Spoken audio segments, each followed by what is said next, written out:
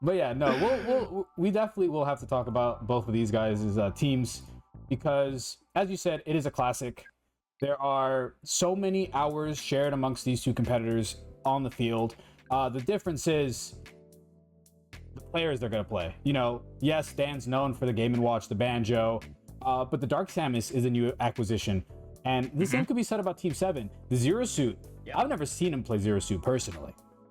The Pikachu, something he hasn't played before this season, but if you were here on Tuesday, the Pikachu was a force to be reckoned with. I mean, against Bridge 4's Kazuya, was able to almost make like a 2-stock comeback.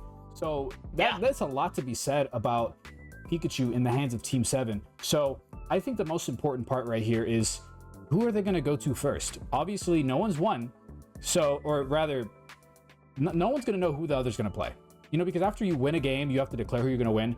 At the beginning, it's a complete mystery. No one knows who's going to run what. So it's very much, do I want to go with something comfortable? Do I want to try to get someone out of the way? Do I want to try to predict who my opponent's going to play? So I think this first matchup, this first game right here is going to tell a lot. Yeah, absolutely. I really am looking forward to seeing more of the mouse. It was just so much fun on Tuesday to see that come out and really clutch up. And I want to see, you know, what Uno2 really has going, because again, solid looks out of the banjo, but we didn't see the Game & Watch. The Ganon just got crushed. I'm going to say it. It just ran around, total combo food. And as you mentioned, the Dark Samus, we haven't seen a ton of projectile game coming out of Uno2 outside of, you know, tossing the bacon, using the bucket whenever you've got the Game & Watch. So I'm really excited to see if that playstyle shift comes through, and if we do wind up seeing, and also just the Zero Suit versus the Dark Samus. I feel like that's like a crazy lore matchup or something, you know? Yeah, that could be interesting. I wouldn't be surprised if we do see the Dark Samus come out early.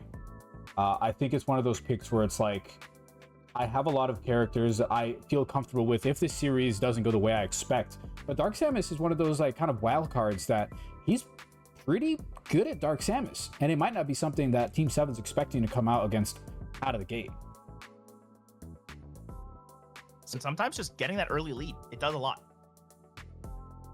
I'm curious. I gotta break the stream of consciousness. Sorry, Andres, can you stream the game on Discord? Oh, I apologize. Here, let's do we're this. good. Oh, They haven't started Are yet. we, Don't worry. They haven't started yet. No, we're just waiting so that so that everyone can watch. No, you. Yes. Oh, okay. Yeah. Of course. I was gonna say stream's ready. These guys in here, they're Right, not the but- important ones. I agree, but I caster would like maybe. for our caster to be able to respond to what's going All on. right, in all the right. We match. good? Everyone happy? I'm just gonna be 7 seconds behind We're good. watching it from stream, hoping Alright, for the best. We're good. Like, You guys go We're play good. some video games. We're back. I'm casting on dial-up right now. Like, is that what's going on? As we load into the arena, we got the mouse, we got the Game & Watch. Two of the picks that we were really hoping to see. And honestly, I mean, here, I'm just excited to see, you know, Uno2 come back to comfort and bring out the Game & Watch, but already, an electric start from the Pikachu. Yeah, he's just gonna combo you. That's the thing about the Pikachu. Once you get that grab, up throw, neutral air, all of his tools, almost every one of his aerials are just so good at extending combos. I mean, you just see the up tilt. He's been using it as that combo starter. But before you know it, he's already at 115%. The down air doesn't connect off stage, but oh my goodness, so much damage already done. And already, if he got the connection Oh my off gosh. of Thunderbolt, okay, back air's not supposed to kill like that. I guess the DI was unfortunate, but what a hot start here for the mouse. I was thinking maybe you want to keep it as a combo killer for some of the other matchups, but no, I mean, he said, fear the mouse. Do not disrespect this character, and it is a new addition, and it is a hot addition here for Team 7. Oh my goodness, the pace of play is just disgusting. We almost saw the extension off stage.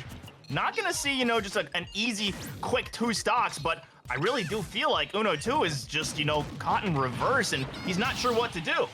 Yeah, that is one of the things about the Pikachu. They are meant to play very fast-paced, meant to keep you almost just like locked in combinations. And another thing about the Pikachu, it's not a character that Uno 2 has played against very often. So it very much could be that just unfamiliar with the matchup. Really does feel like he is just throwing out options at this point. Just like, can something with a bit of strength land, please? I just want one kill, and then 9 goes wide. You're just like, oh, let me get the bad ones out.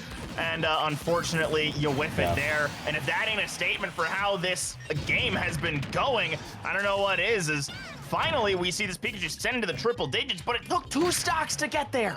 Yeah, it's hard. I don't play much Game & Watch, but it just seems like you have to almost make your own combos. It's a lot harder with Game & Watch than it is with Pikachu to get something going at the start of a stock. But you already see the Pikachu, once you get grabbed, I mean, that's 10%. Again, you can't read the combo. There it is, actually reading the air dodge inside. But there it is. Okay, the first stock now taken away from the Pikachu. Yeah. Now you're just going to need to see, you got to slow down if you are the Game & Watch here, right? Don't get in your head. Don't start thinking about, oh, I'm so far behind. No, just get back and play your game, hold some space, play the neutral, right? Like, use that bacon to give yourself maybe some options. But these clangs have just been so brutal. It feels like the Game & Watch is always on the wrong side of them. And even with that recovery option, it gets you back to center stage, but there's just a lot of end lag. It gives the space for this Pikachu to reset, and another 8 would have been a good chunk of damage, but these hammers just have not been landing. I do like these, you know, drag down nairs. They're a great move for Game & Watch. And just like that, ground and hit him with a little bit of fire on the other end. Oh, there it is. A little more percent, that's a win, and now suddenly we're back to even, and it's just that 100%. He's been playing with it the whole time, so we saw that return to comfort. We're seeing some of these combos come through, and already another ground. Oh, imagine if that was a 9. Imagine if that was the moment. That's gonna be it. Yep. If that would have been a 9, that would have been, I think he might have won that, if that was a 9. Oh yeah, that kills. That kills if it's a 9. That kills.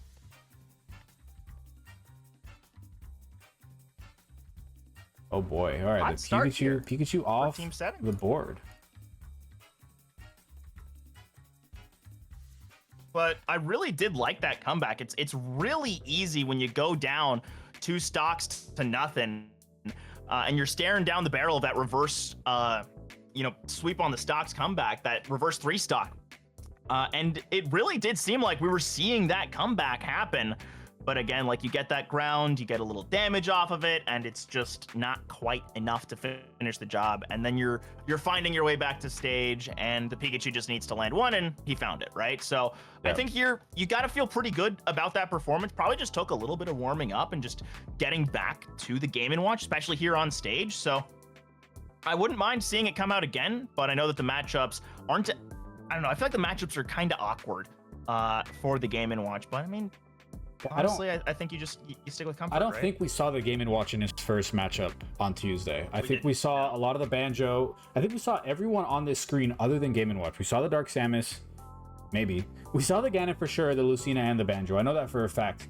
So maybe it was just maybe he's not expecting this. I'm going to go into the Game & Watch, but I think the Banjo's a good pick here. I think he's a lot more comfortable with the Banjo than he has been with the Game & Watch in recent competition.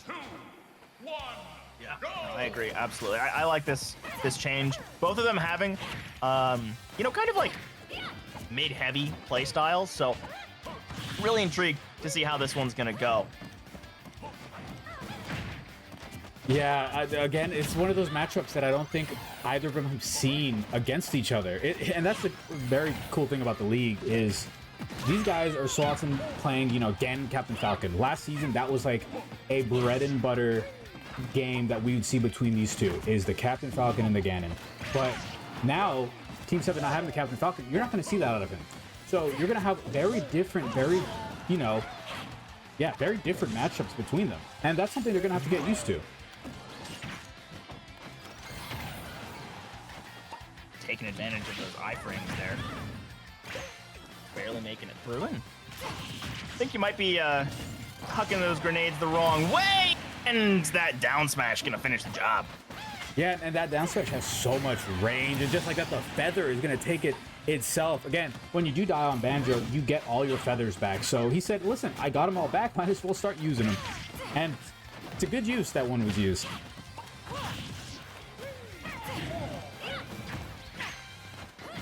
Korin has quite a good aerial moveset, but so does Banjo there with the neutral air into forward air. But again, you do not want to get caught with that Korin back air. That thing hits, and it hits hard. We love a good up B out of neutral. Couple up airs here. Doesn't hit the back air though, would have done a bit of damage. The forward smash does not come out from the Banjo. Grabbed. I think, let's see here. There it is, the down smash there from the Korin, but Banjo is able to recover safely, no punish. Good air dodge there from the corner to avoid the grenade, and the grab here will a back throw kill, not yet. As here trying to punish Banjo, one more feather left. And at this point of the game, it is who's going to take this stock first, and the Korin will take it. The extension. The extension, and just like that, all of this extra damage that the Korin can get is just adding insult to injury as much as he can. If you're the Banjo, you have to try to get this stock as soon as possible. I think he might have one feather left. If not, he has none remaining.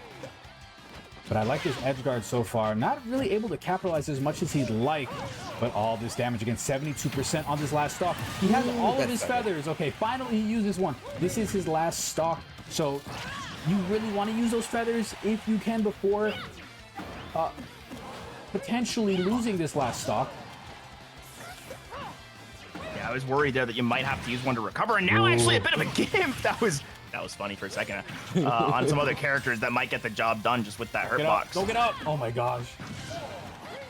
131. Almost any solid hit at ledge here will do it. 3% on the corner. A lot of work to do. There's the first bit of damage. 20% with that feather. You still have a few feathers left, but there it is. The berry into kick will take game 2.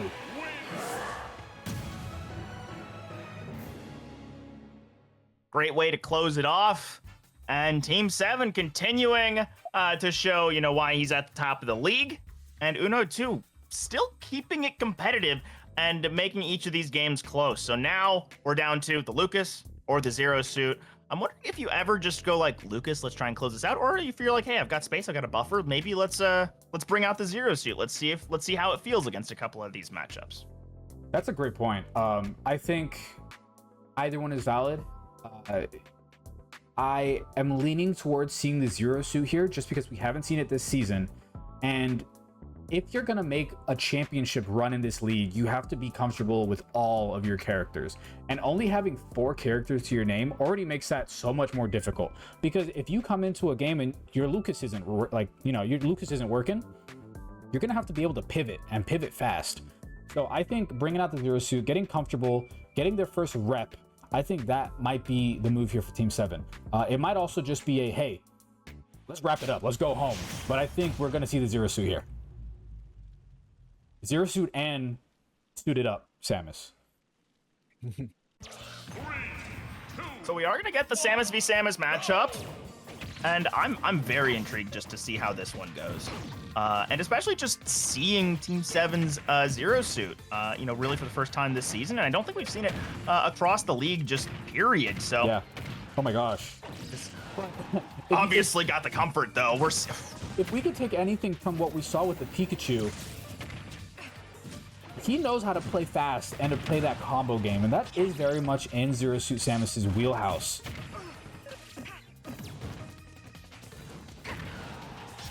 Down tilt into up smash. Oh, but there's the up B, and the up B hits so hard on Zero Suit Samus, especially if you can catch him out in the air. Pretty risky because it does have a fair bit of end lag, but if you can hit it, it does hurt a fair bit. Yeah, it's pretty quick out of shield as well, so it's not the worst option as well as we saw there. But one thing I am starting to know, gets the kick flip back down, and there's the finish. That's also just one of those really creative moves. Her what is that? Her down B or side B? Yeah, that down B. Gives you that little flip and ground. But we're gonna see the stock just even right back up. Her side B is like a little, like she throws a little tether thing. does a little bit of damage, kind of pulls the target into them. It's really good for starting combos. That, I think, I don't know if that was it or if that was a forward smash. I don't play Zero Suit Samus. What do I look like? I don't know. I'm not really good at like the fast characters like that. Not like Team 7 at least. I'm more of a Donkey Kong guy. You guys know that. Merchant. But just like that, I mean, it's pretty close. You do want to see the Samus get a little more percentage here. The biggest part is you don't want to see the Samus go down a stock early here. You want them to try to fight back into this stock. I can catch him with the up air or up smash. Recover? Okay, that looked risky for a little bit. Nice neutral B.